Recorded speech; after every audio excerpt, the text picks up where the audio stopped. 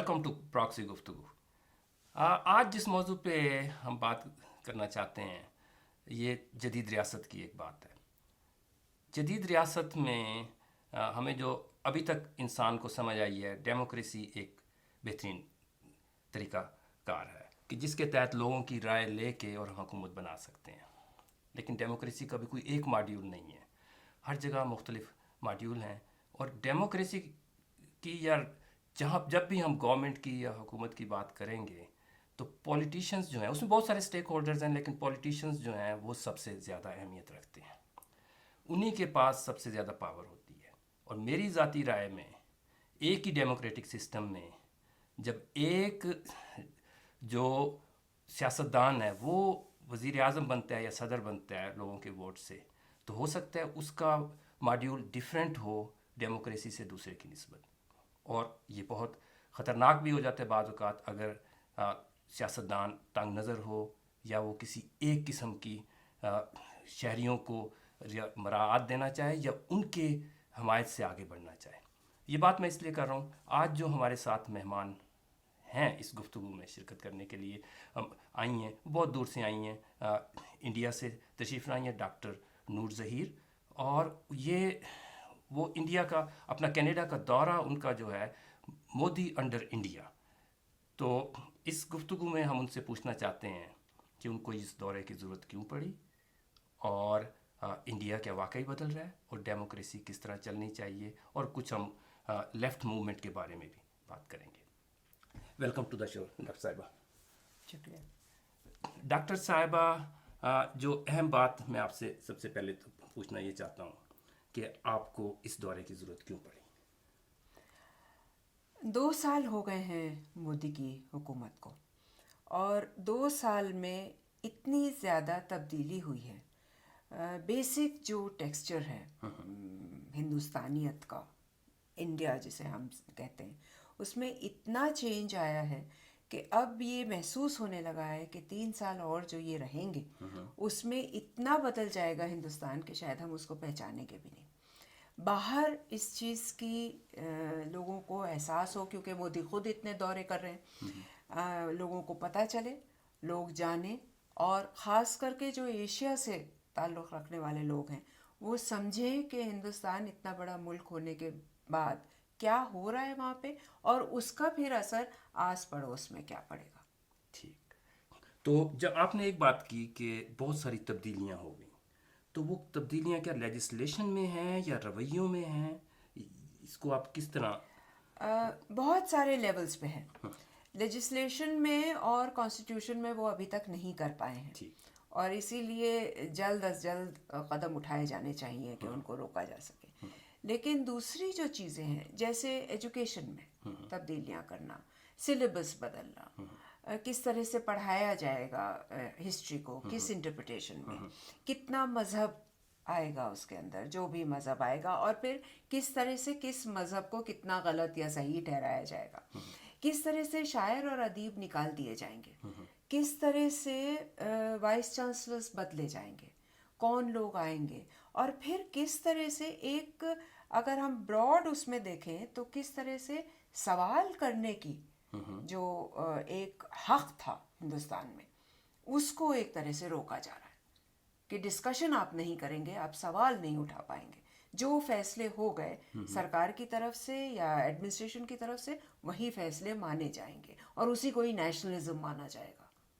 तो जो मेरी समझ के मुताबिक इंडिया फेडरेशन है, जी। तो ये तो सेंट्रल में है और गुजरात में एक और जगहों पे भी कुछ बीजेपी की हुकूमत होगी, तो क्या इसके असरात यूनिवर्सिटियां जो हैं वो सारी फेडरल के तहत आती हैं इंडिया में, या यूनिवर्सिटियां ऑटोनोमस होती हैं? जी नहीं, 2 तरह से हैं। एक सेंट्रल यूनिवर्सिटीज़ हैं, और अभी उनका जो पूरा अटैक है वो सेंट्रल सेंट्रल यूनिवर्सिटीज़। यूनिवर्सिटीज। अच्छा, सेंट्रल यूनिवर्सिटीज़ ही बड़ी यूनिवर्सिटीज़ हैं, ठीक। और उसी में ही उनके फंड्स भी ज़्यादा उनके होंगे। फंड ज़्यादा हैं, उनमें स्टूडेंट्स ज़्यादा हैं, तादाद ज़्यादा है, और उसमें ये कोशिश है कि हमेशा से, जब से सेंट्रल यूनिवर्सिटी का कंसेप्ट आया हमारे यूनिवर्सिटी ग्रांट्स कमीशन की तरफ से, तब से ये कोशिश है कि वो एक खुले माहौल की जगह हो, जहाँ पे अलग अलग तरह की बातचीत हो सके, अलग अलग तरह के कोर्सेज फॉलो हो सके, और एक ऐसा माहौल बने जो कि फिर स्टेट यूनिवर्सिटीज़ को भी इन्फ्लुएंस करे। आज मैं एक देख रहा था बीबीसी पे, एक नई स्टोरी उन्होंने इंडिया की पॉलिटिक्स पे दी। मुझे नाम भूल रहा है, बहुत सीनियर सहाफ़ी इंडिया के। तो उन्होंने एक बात की कि इंडिया में जो सियासत है या जो इलेक्शन है वो इस बेस पे नहीं जीता जा सकता कोई तंग नज़री दिखा के या पाकिस्तान दुश्मनी या किसी नेशनलिज्म पे या हिंदुइज़्म पे नहीं जीता जा सकता। असल में end of the day you have to convince your voters कि आप कुछ उनके लिए अच्छा कर रहे हैं, उनके लिए जॉब्स कर रहे हैं, उनके लिए पैसे का बंदोबस्त कर रहे हैं। तो उसने बहुत सारी मिसालें दी। क्या आप इससे एग्री करती हैं? तो होना तो यही चाहिए कि ऐसा ही हो, और इसी तरह से वोटर जो है वो अपना वोट डाले ये सोच करके कि उसके लिए आने वाले 5 सालों में क्या बेहतर होने वाला है। लेकिन अक्सर ऐसा होता है, और हिंदुस्तानी डेमोक्रेसी में ये बहुत डीप रूटेड हो गया है, that votes can be bought.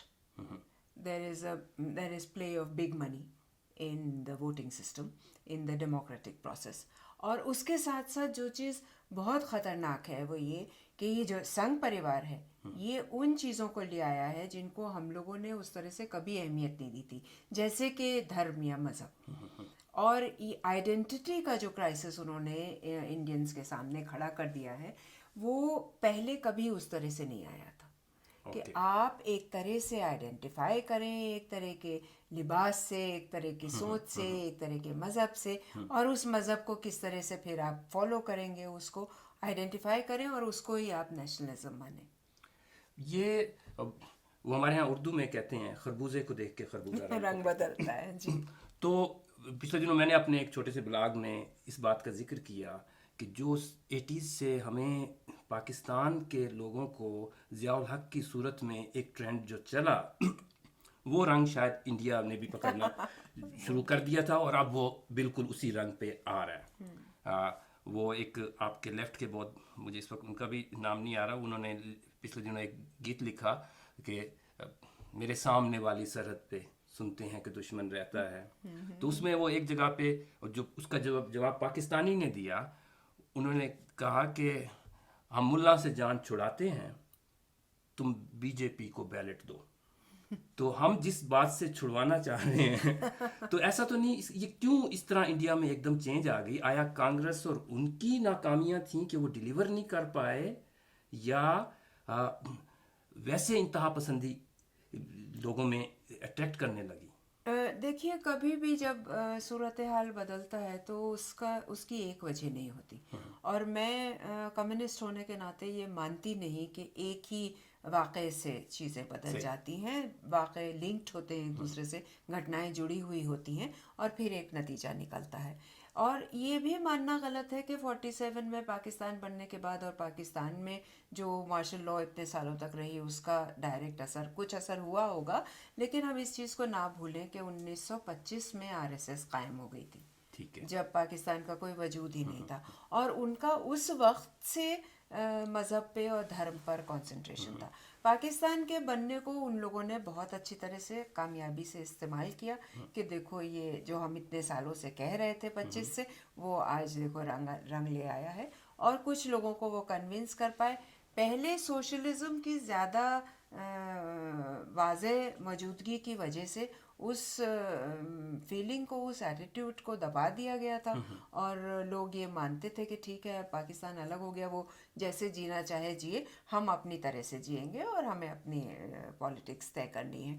लेकिन पिछले 10 सालों में, और आप ये सही कह रहे हैं कि कुछ हद तक कांग्रेस जो डिलीवर नहीं कर पाई वो भी रिस्पॉन्सिबल है, कुछ हद तक सेकुलर फोर्सेस जो बहुत मजबूती से उस चीज़ को, उस कम्युनलिज्म को चैलेंज नहीं करते रहे। हम लोग भी ये कह करके खुश हो गए कि अरे ये बेवकूफ़ है, इनको समझ नहीं है, ये अकल नहीं है, हिंदुस्तान तो इतना बड़ा है कि उसमें तो इस तरह की कोई तब्दीली आ ही नहीं सकती। हम भी इन खुशफहमियों में रहे।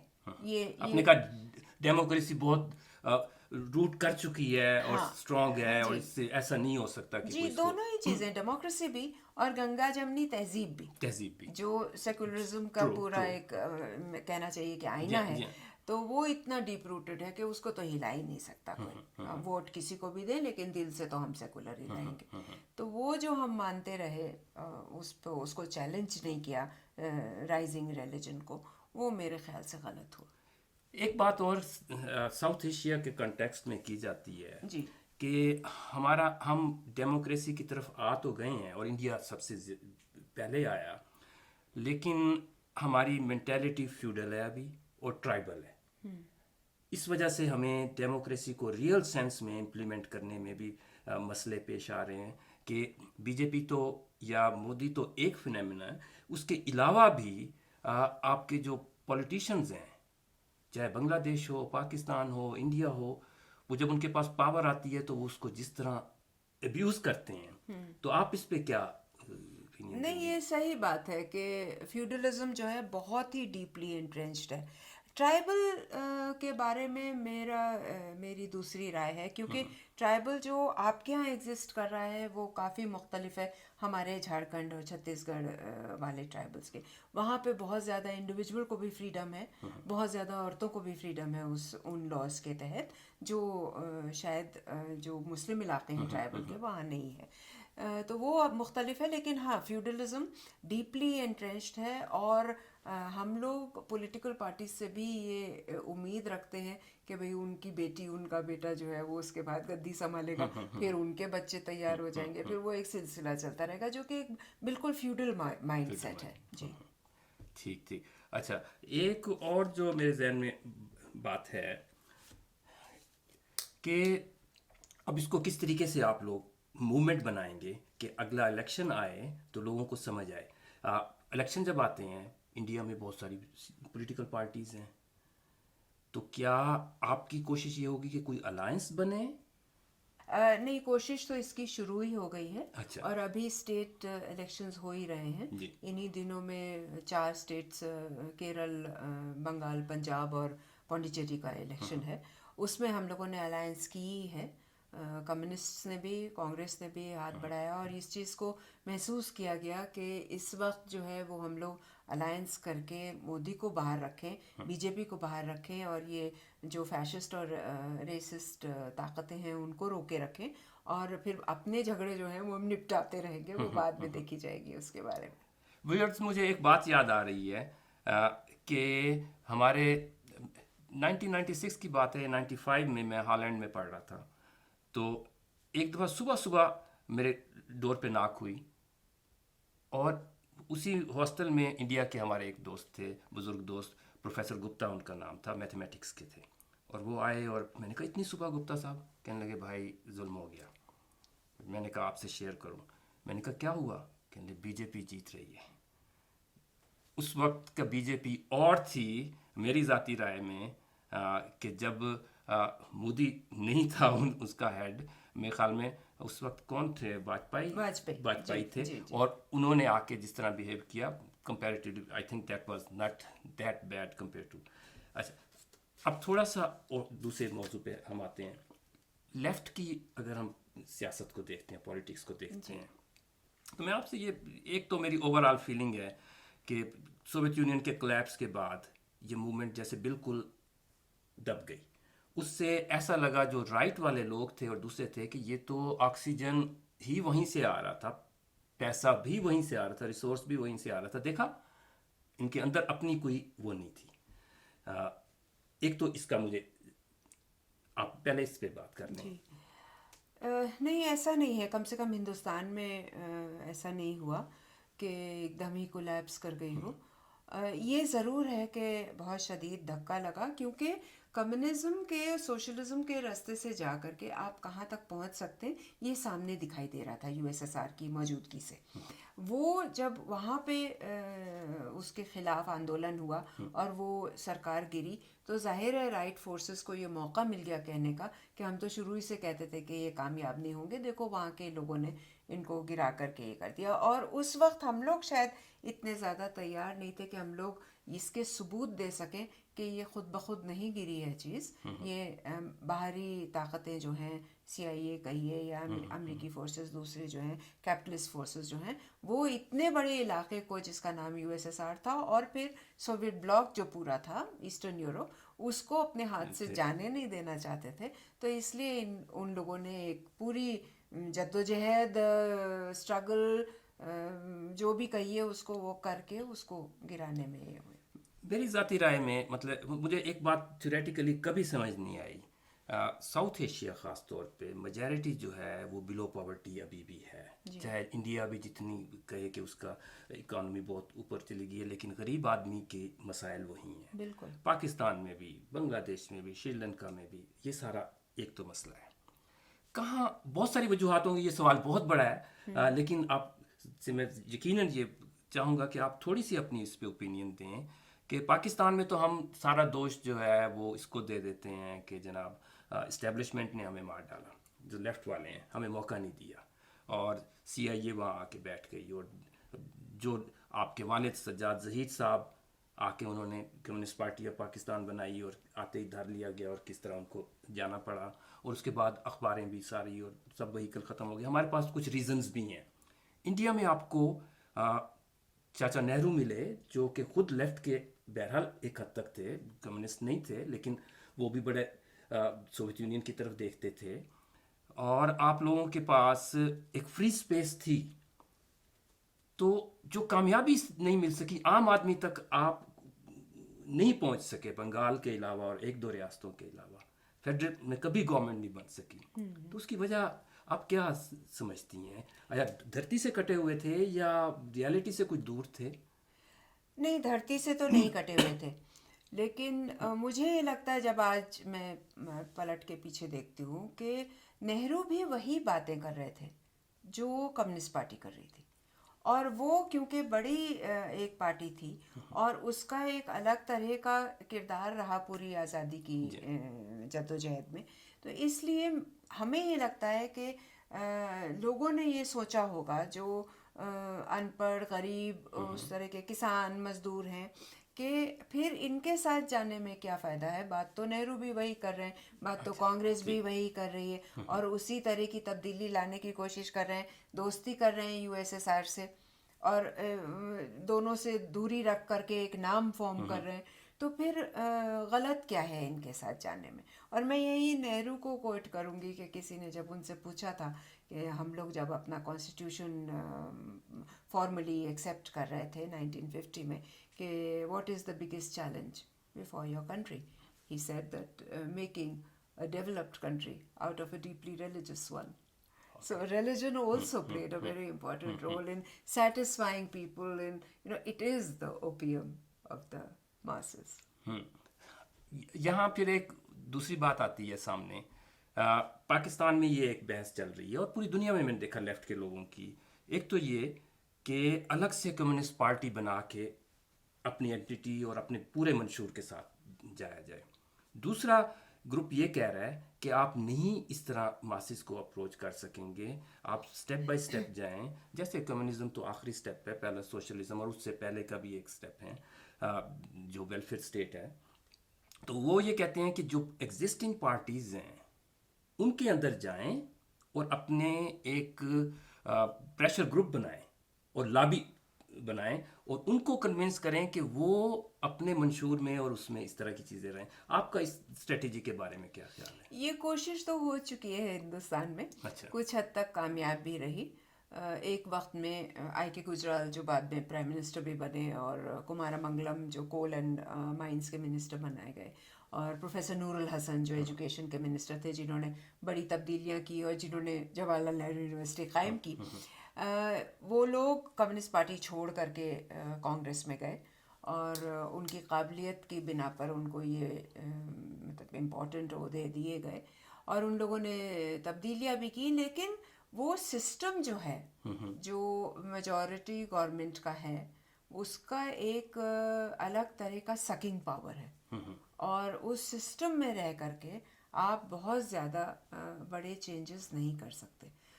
میرے خیال سے یہ زیادہ مناسب ہے لیفٹ کے لیے کہ وہ آپس میں یونائٹ ہوں اور باہر سے کام کریں.